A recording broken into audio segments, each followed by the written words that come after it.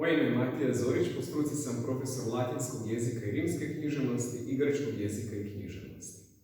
U prvom dijelu o metrici zajedno smo učili nešto o grčkoj i rimskoj metrici jer su im korijeni zajednički i njihov utjecaj na književnost je vrlo sličan i primjeri su zapravo vrlo slični. Međutim, u drugom i trećem dijelu razdvajamo rimsku, odnosno latinsku metriku stiha od grčke metrike stiha. I to iz jednog vrlo neobičnog razloga. Nećete vjerovati, grčka metrika je puno jednostavnija od rimske, odnosno latinske metrike. Razlog za to nije jedan, ima ih mnogo i proći ćemo ih redom.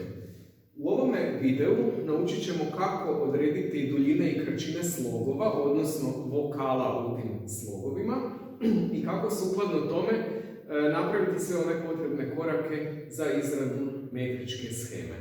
Postoji cijeli set pravila kako se to radi, međutim sva ta silna pravila često stvaraju zamor i nije ih potrebno učiti sve. Da bi se uspješno izradile metričke sheme za gotovo sve stihove u starogrčkoj književnosti, dovoljno je znati samo dva seta pravila. Prvi set pravila kaže nam kakav je neki slog po prirodi, a drugi slog kaže kakav je neki slog po položaju. I taj drugi set pravila po položaju zapravo je korektivni, on je u većini slučajeva jači od toga kakvi su slogovi po prirodi, dakle dugi ili kratki. Krenimo redom. Prvi set pravila kaže da je slog, odnosno vokal u njemu, po prirodi dug ili kratak ako je u njemu dug ili kratak vokal.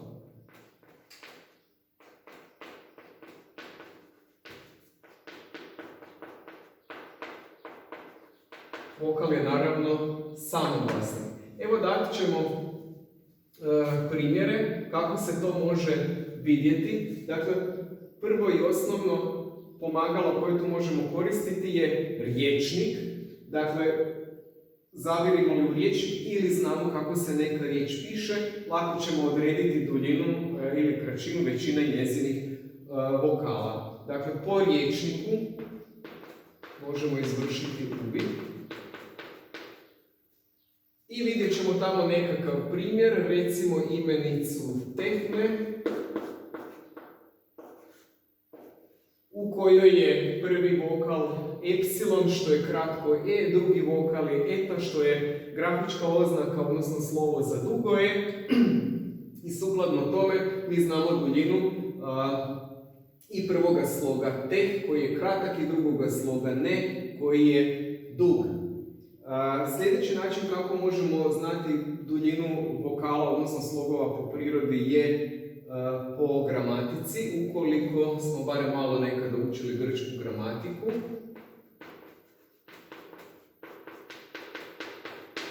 A pretpostavka je da ako smo došli do učenja metrike da smo ipak nešto grčke gramatike isvladali. Tako ćemo recimo znati da je u imenici tekna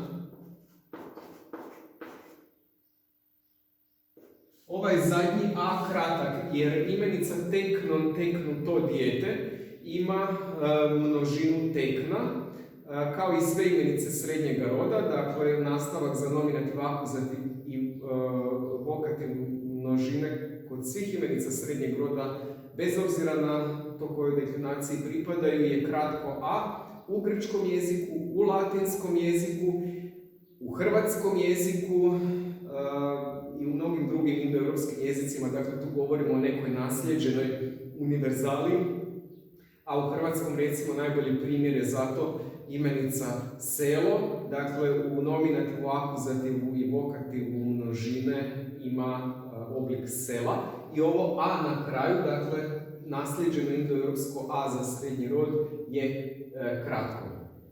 Sljedeći način na koji možemo znati duljinu ili kraćinu nekoga sloga po prirodi je po prirodnom naglasku. Sad kako po naglasku? Mi znamo iz općih pravila o naglašavanju da cirkumfleks može stajati na drugom slogu od kraja samo ako je posljednji kratak. Evo recimo već samo tim pravilom ako nađemo takvu riječ, možemo jednim udarcem ubiti dvije muhe i odrediti duljinu dvaju slogova. Recimo, u imenici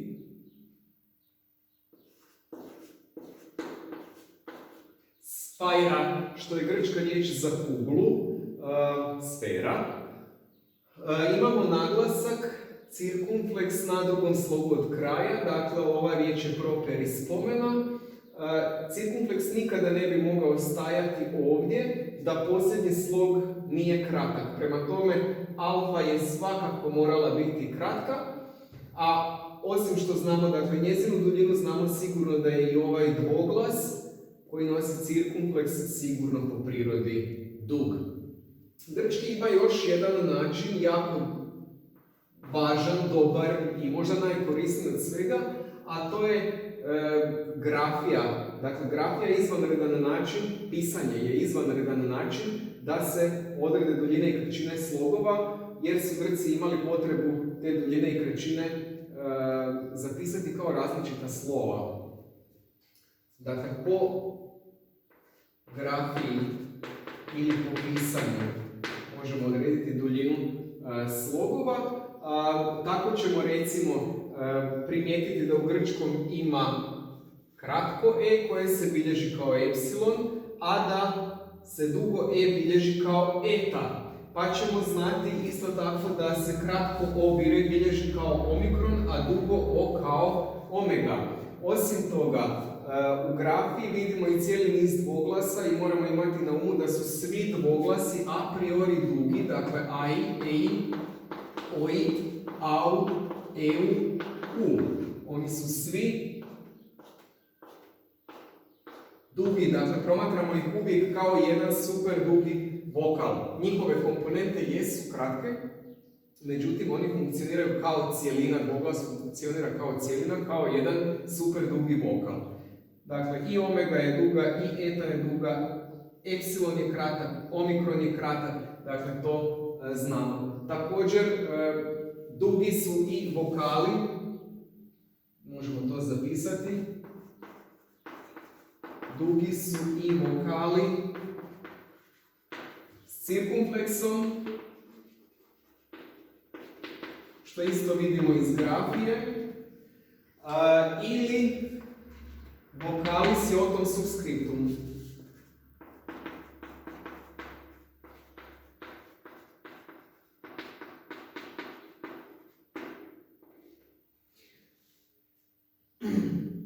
To je što se tiče sloga po prirodi. Sad slijedi ovaj drugi set pravila koji kaže da se slog po položaju može produljivati ili skraćivati bez obzira kakav je bio po prirodi. Pa ćemo zapisati taj drugi set pravila.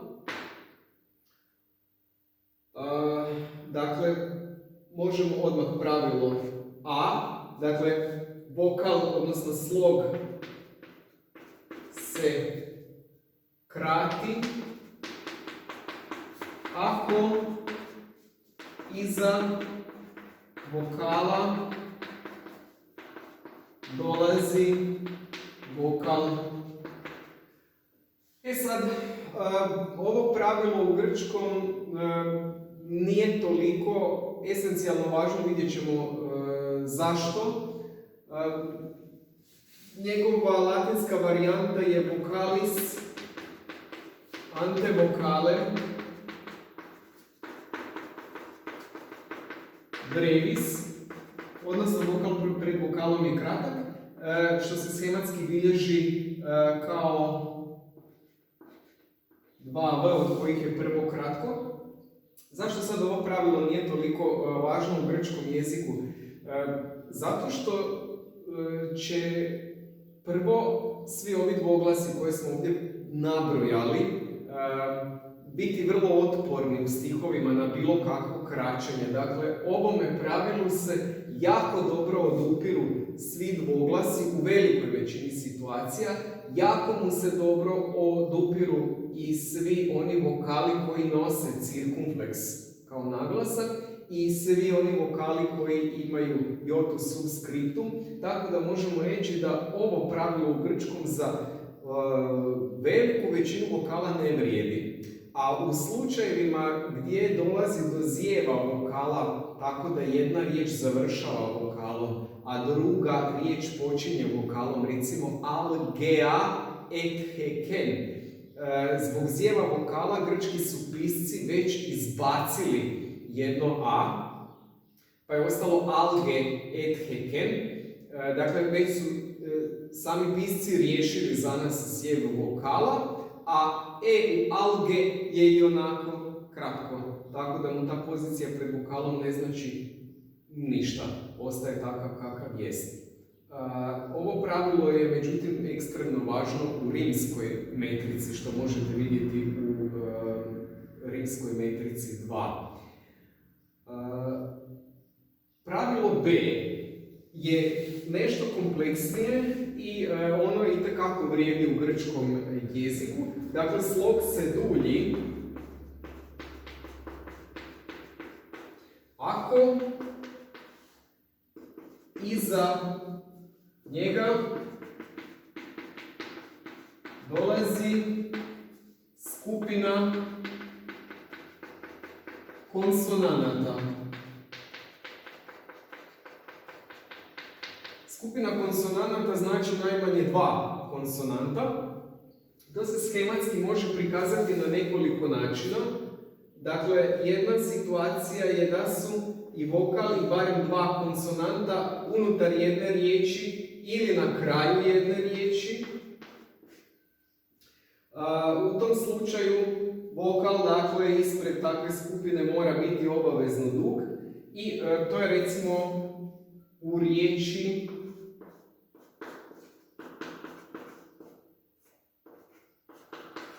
olekonto, pogibali su, recimo u Homerovoj Ilijadi. Ovaj omikron, on je po prirodi kratak, međutim po položaju se dulji zato što iza njega slijedi suglasnička skupina.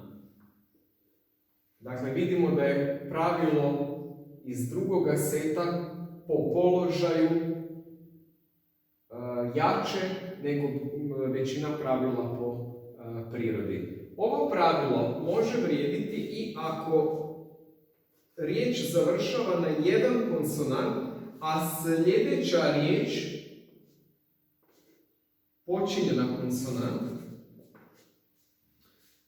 I tada vrijedi pravilo duljenja. Recimo,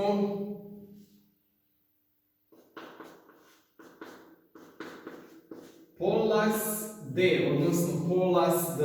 Ova alfa, bez obzira kakva je po prirodi, po položaju će se duljiti, zato što iza nje slijede dva suglasnika. Za razliku od latinskog jezika, odnosno rimske metrike, ovo pravilo duljenja vokala vrijedit će u grčkom jeziku i ako jedna riječ završava vokalom, a oba ili više konsonanata su na početku sljedeće riječi, i tada će, dakle, pravilo duljenja vrijediti. Ovo u latinskom nije slučaj.